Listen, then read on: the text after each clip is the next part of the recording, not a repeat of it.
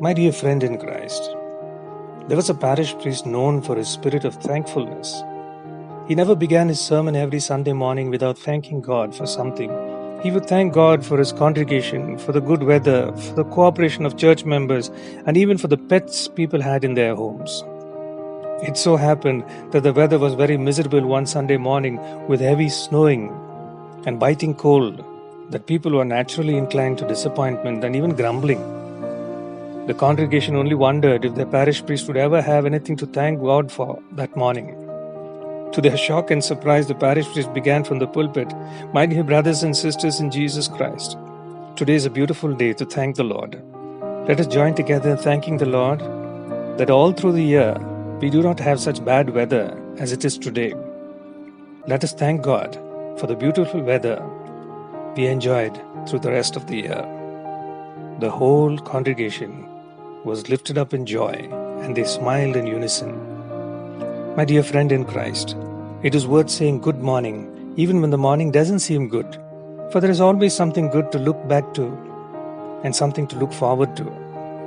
American writer Albert Green Hubbard wrote, "Always remember to forget the things that made you sad, but never forget to remember things that made you glad. Always remember to forget the things that made you sad, but never forget to remember the things that made you glad." My dear friend in Christ, to put a smile on someone's face is a simple but a very powerful way of making the world around you a better place to live in. You can bring cheer, you can bring hope, you can bring comfort to people even in a situation of embarrassment, misery, or suffering.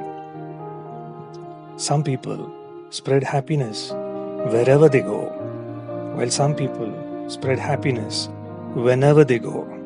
Some people spread happiness wherever they go, while some people spread happiness whenever they go.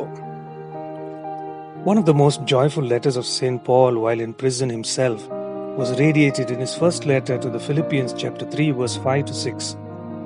"I thank my God in all my remembrance of you, always in every prayer of mine for you, making my prayer with joy, thankful for your partnership in the gospel from the first day until now." Let's go to the gospel again. There was bitter embarrassment at the wedding feast at Cana in Galilee. Celebration over wine was a customary and prominent part of a Palestinian wedding. Mother Mary informs Jesus of the anxiety of the wedding parties. Smiles had probably changed to frowns and grumbles. She tells Jesus, "They have no wine." Mary, knowing fully well that it was not in the nature of her son Jesus to allow people to wallow in anxiety, so he asked the stewards to prepare for a miracle. Jesus, my dear friend, swings into action. Water is changed to wine.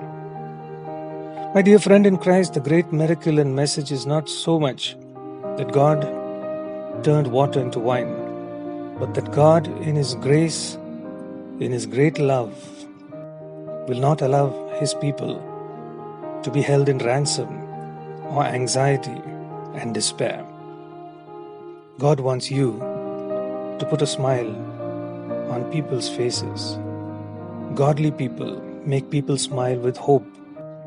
How godly are you? Pray for this grace. May you have a good and godly day.